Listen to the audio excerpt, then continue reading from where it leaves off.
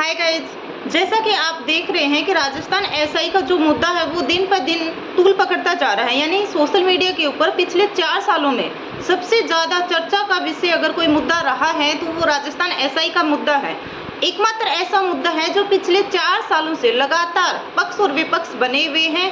एक पक्ष ऐसा है जो इस भर्ती को यथावत रखना चाहता है, वहीं पर दूसरा पक्ष ऐसा है जो इस भर्ती को रद्द करना चाहता है।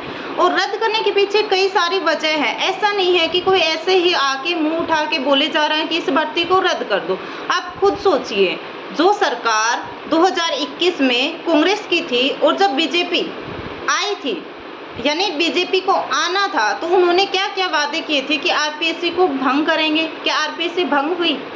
दूसरा उनका था कि राजस्थान के अंदर जितने भी पेपर लीक हो रहे हैं हम उन सब पेपर लीक की जांच करवाएंगे और जांच करवाकर उन सब भर्तियों को रद्द करेंगे। जिसके अंदर सबसे ज़्यादा अगर किसी मुद्दे को हाईलाइट किया गया था तब वो राजस्थान एसआई 2021 का मुद्दा था।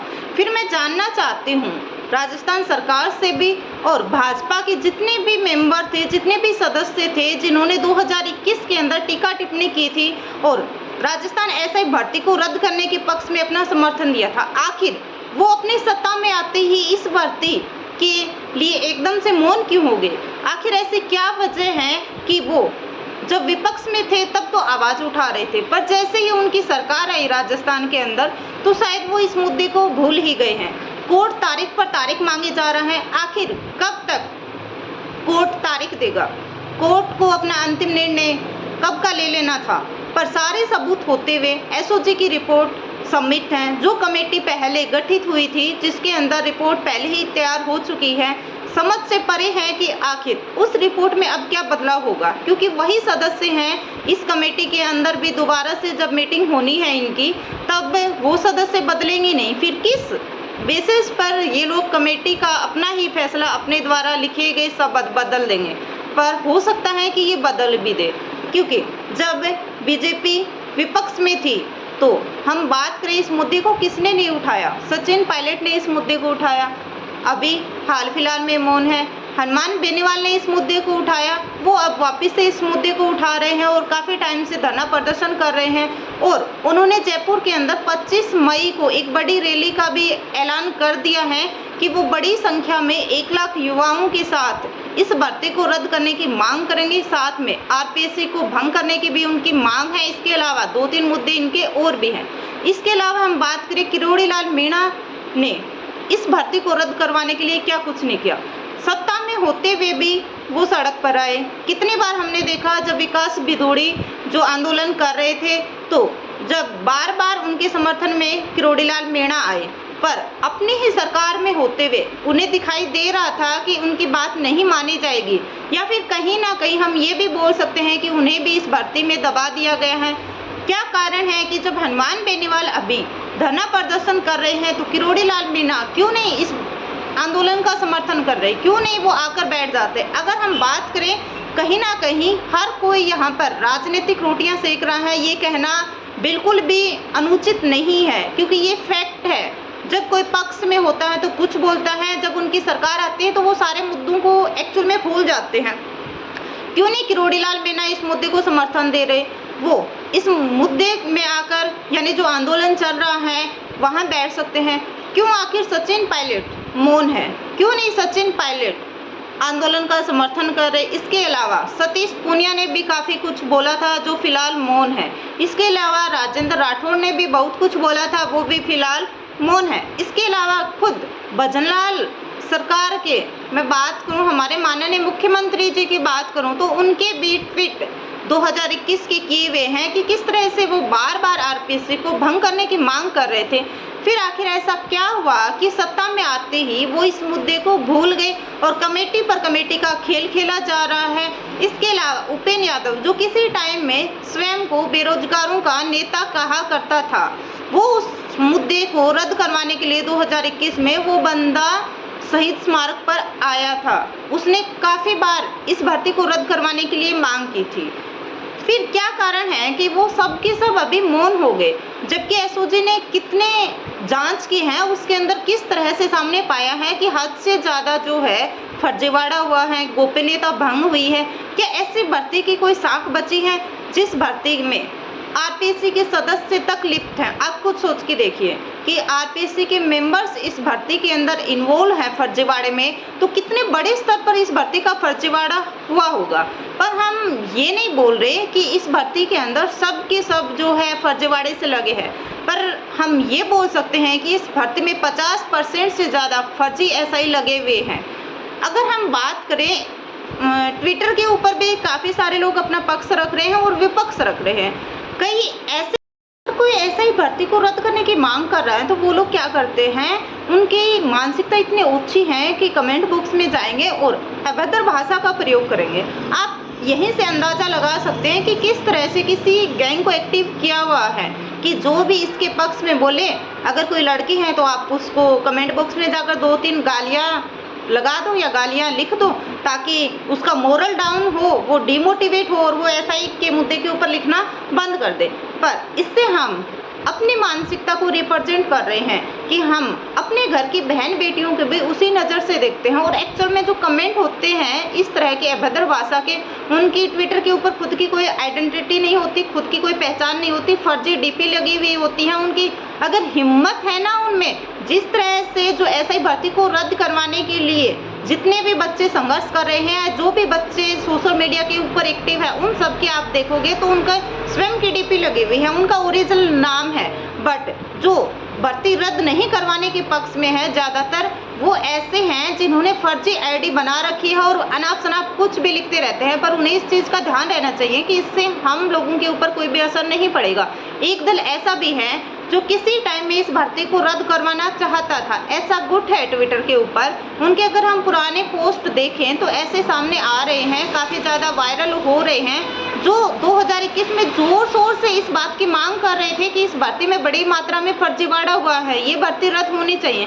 फिर अचानक से ऐसा क्या हो गया कि वो लोग इस भर्ती को रद्द ना करने के पक्ष में आ गए। क्यों? क्योंकि उन्हीं के घर से काफ़ी सारे सदस्य सिलेक्ट हो गए जिनके बारे में न्यूज़पेपर के अंदर भी छपा है। फिर न्यूज़पेपर को झूठा ठहरा दिया जाता है। एक तरफ तो वो इस बात के पक्ष में थे कि राजस्थान में जो एसआई की भर्ती हुई थी 2021 में, उसमें हद से ज़्यादा फर्जीवाड़ा हुआ था। वहीं पर अब जब उनके घर के सदस्यों का सिलेक्शन हो गया है तो वो किस बिहाफ पर ये चीज़ बोल रहे हैं कि इस भर्ती के अंदर फर्जीवाड़ा नहीं हुआ। ये तो वही बात हो गई कि मेरा भला हो बाकी चाहे भाड़ में। अब वो लोग बात करते हैं कई बार कि इतना आसान नहीं है लगना, तो मैं बता देती हूँ कि रीट लेवल 2 की भर्ती आपको पता होगा कैंसिल हुई थी। क्या उसमें कोई ईमानदार नहीं था, या उस भर्ती के अंदर उनके परिवार का कोई सदस्य नहीं था इसलिए उनको दर्द नहीं हुआ? दूसरा मैं बात करती हूँ ईओआरओ की भर्ती रद्द हुई, क्या उस भर्ती में कोई भी ईमानदार नहीं था? तो ये बातें कहने की होती है। दूसरा, पश्चिम बंगाल का एक अभी मुद्दा आया था जिसमें टीचर्स की भर्ती थी, शायद उसको कैंसिल किया था, तो क्या उस भर्ती में कोई ईमानदार नहीं था? दूसरा, आप ये सोच के देखिए कि जो ऐसे बने हुए हैं तो वो तो अभी तक सैलरी तो ले रहे हैं ना, पर उन बेरोजगार बच्चों का क्या, जो फर्जीवाड़े के चलते वंचित रह गए, उन्हें क्या मिला इतने सालों में? आप बार बार बोल देते हैं हर बात पर आकर कि उनको क्या मिला, उनका क्या होगा। अरे उन्होंने सैलरी तो उठाई ना जितने टाइम वो ऐसे ही भर्ती में थे, और जो अपनी मेहनत से लगे थे ना, लिखित में ले लो मुझसे आज ही, वो दोबारा से लग जाएंगे, क्योंकि जिन्होंने मेहनत की होती है वो दोबारा से भी मेहनत करना जानते हैं। ये बातें सिर्फ वही लोग करते हैं जो फर्जी तरीके से लगे हैं और उन्हें पता है कि उनके पैसे डूब जाएंगे। और एक चीज़ और रूमर फैलाया जा रहा है, मैंने देखा है एक लड़की के बारे में काफ़ी ज़्यादा बोला जा रहा है कि उसने डिवोर्स के थ्रू जो है फॉर्म अप्लाई कर दिया या उसका तलाक हो रखा है। 20 साल में कैसे तलाक हो गया? तुम्हें लेना क्या है इस चीज़ से?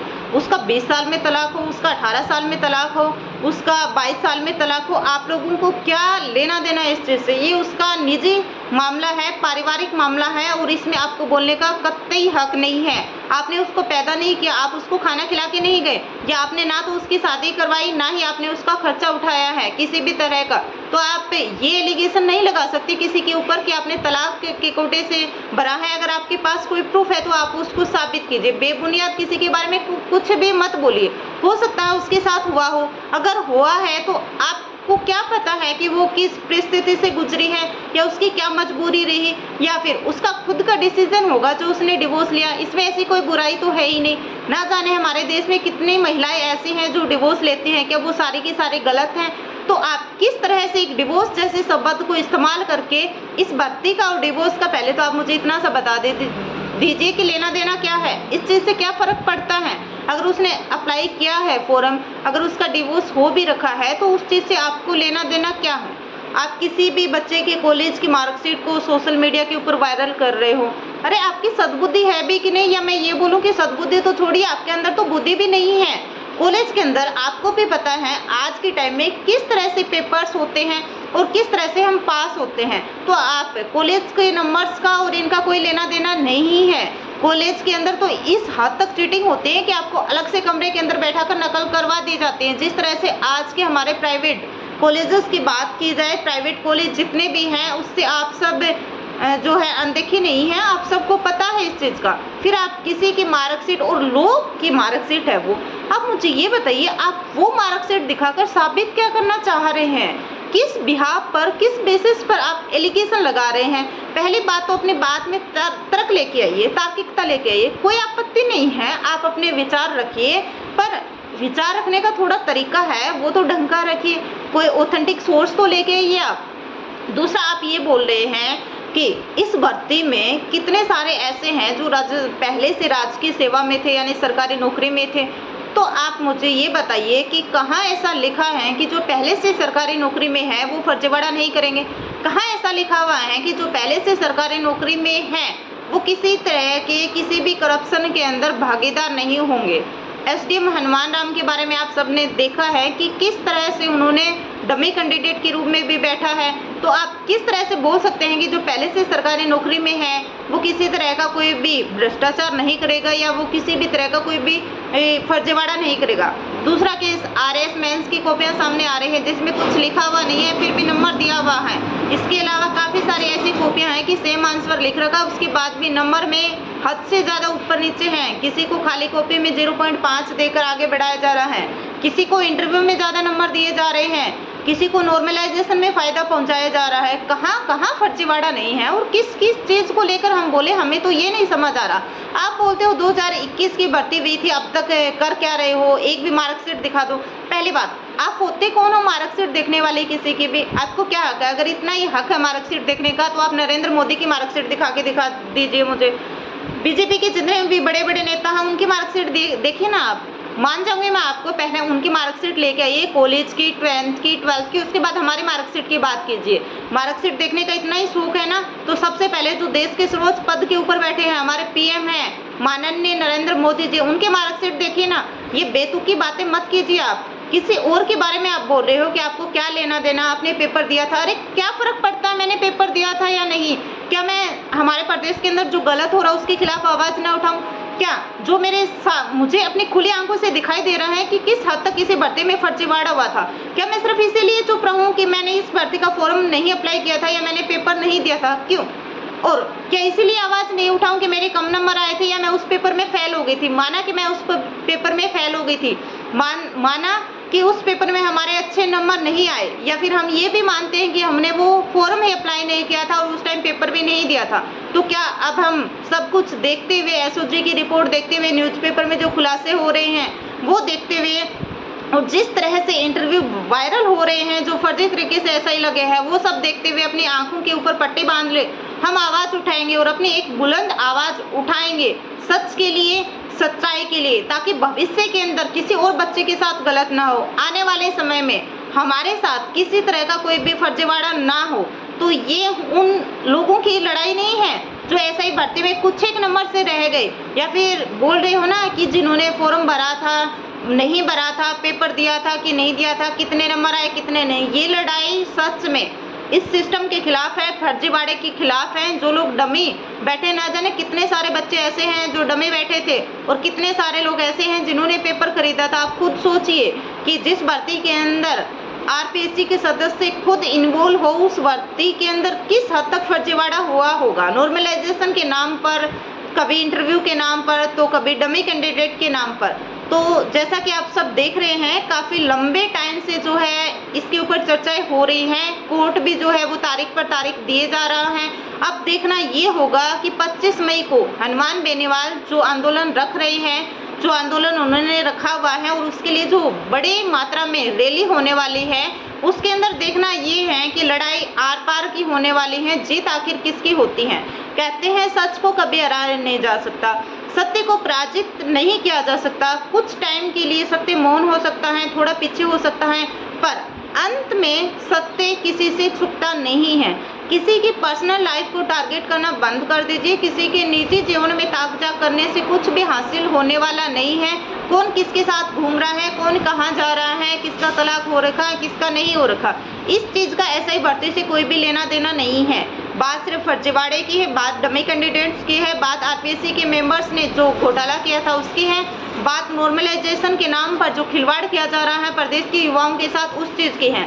बात इस चीज़ की है कि किस तरह से सरकार मौन है और किस तरह से बार बार युवा अपने मुद्दे उठा रहे हैं, पर वही सरकार जो जब विपक्ष में थी तो जोर शोर से इस मुद्दे को उठा रही थी, और जैसे ही पक्ष के अंदर आई यानी कि सरकार खुद की बन गई, तो वही लोग जो पहले इस भर्ती के अगेंस्ट थे वो अब इस भर्ती के पक्ष में हो गए। कहीं ऐसा तो नहीं है कि बीजेपी और कांग्रेस दोनों की मिली भगत है? क्या बीजेपी और कांग्रेस के दोनों के लोग ही इस भर्ती में बड़ी मात्रा में लिप्त हैं, जिससे उन लोगों को खतरा है कि अगर इसमें कुछ भी फैसला लिया, अगर हम रद्द करते हैं तो भी फंस रहे हैं, रद्द नहीं करते हैं तो भी फंस रहे हैं। सरकार भी काफ़ी असमंजस की स्थिति में है। अब देखना काफ़ी रोचक होने वाला है इस भर्ती को लेकर कि आखिर हाईकोर्ट अपना फैसला क्या सुनाता है, कमेटी के अंदर दोबारा से रिपोर्ट के अंदर क्या बदलाव किया जाता है। वही सदस्य बैठ रहे हैं कमेटी के अंदर जिन सदस्यों ने पहले से अपनी रिपोर्ट दे दी है। इसके अलावा देखना ये भी है कि जीत सच्चाई की होती है या फिर सच्चाई यहाँ पर हार जाती है। जैसा कि आप सब जानते हैं, हमारा किसी की भावनाओं को आहत करना या फिर उनकी भावनाओं को ठेस पहुंचाने का कोई मकसद नहीं है। मैंने जितने भी शब्द बोले हैं वो सारे अपने मन से बोले हैं। फिर भी अगर मेरी बातों का किसी को बुरा लग गया हो तो लगे, मैं इसके लिए कुछ नहीं कर सकती, क्योंकि मैंने सिर्फ अपनी बात रखी है। आप भी अपनी बात रख सकते हैं, मुझे इस चीज़ से कोई भी आपत्ति नहीं है।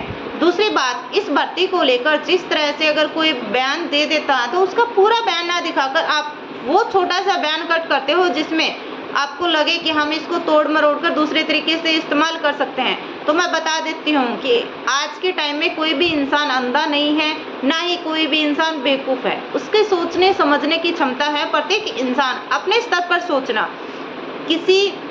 आप खुद सोचिए, जो फर्जी तरीके से लगे हैं, आप इस भर्ती का समर्थन कर रहे हो कि ये भर्ती रद्द ना हो। उनके तो परिवार के सदस्य लगे हैं, चलो मैं मान लेती हूँ कि वो ऐसा नहीं बोल सकते कि ये भर्ती रद्द हो जाए, क्योंकि उनके परिवार के सदस्य लगे हैं तो उन्हें लॉसेस हो सकते हैं काफ़ी ज़्यादा। बट वो लोग सोचिए जो सिर्फ एक गैंग के चक्कर में आकर या ये सोचकर कि ये काफ़ी ज़्यादा फेमस है सोशल मीडिया के ऊपर, तो मैं इसके खिलाफ कुछ भी नहीं बोलूँगा, उसका समर्थन कर रहा। एक बार समर्थन करने से पहले ज़रूर सोचना, चाहे फिर वो पक्ष की बात हो या विपक्ष की। मैं नहीं बोल रही कि आप सिर्फ रद्द के पक्ष में ही बोलो। मैं ये चाहती हूँ कि आप खुद सोचो, आप खुद इस चीज़ का एनालाइज करो कि किस तरह से इस भर्ती के अंदर बड़ी मात्रा में फर्जीवाड़ा हुआ है। अब समय आ गया है इस प्रदेश के युवाओं को जागने का। मैं आप सबसे अपील करती हूँ और हाथ जोड़कर नम्र निवेदन है कि अगर आपकी आत्मा से आवाज़ आए, आपको लगे कि मुझे इस मुद्दे के ऊपर बोलना चाहिए ताकि कल को मेरे साथ या मेरे जैसे किसी भी भाई बहन के साथ कोई भी गलत नहीं हो, तो जिस तरह से सांसद हनुमान बेनीवाल जी ने जो है घोषणा की है कि 25 मई को वो जयपुर के अंदर एक बड़ी मात्रा में रैली करने वाले हैं, बड़ी संख्या में, तो आप सब लोग बढ़ चढ़ कर इसमें हिस्सा लीजिए, क्योंकि लोकतंत्र के अंदर सबको अपनी बात रखने का हक है। और आप सब जानते हो कि अगर जनता अपने ऊपर आ जाए अपनी बात के ऊपर, तो शासन को झुकना ही पड़ता है, फिर चाहे वो कितना ही बड़ा राजा क्यों ना हो। अंत में मैं आप सबसे यही कहना चाहूँगी कि सच्चाई को कभी भी पराजित नहीं किया जा सकता। आज नहीं तो कल इस भर्ती से पर्दा जो है बेनकाब जरूर होगा, और जल्द ही इसका फैसला कोर्ट की तरफ से भी आ जाएगा। पर उम्मीद करते हैं कोर्ट की तरफ से फैसला आने से पहले सरकार इस भर्ती के ऊपर अपना फैसला दे, फिर चाहे वो पक्ष में हो या विपक्ष में हो।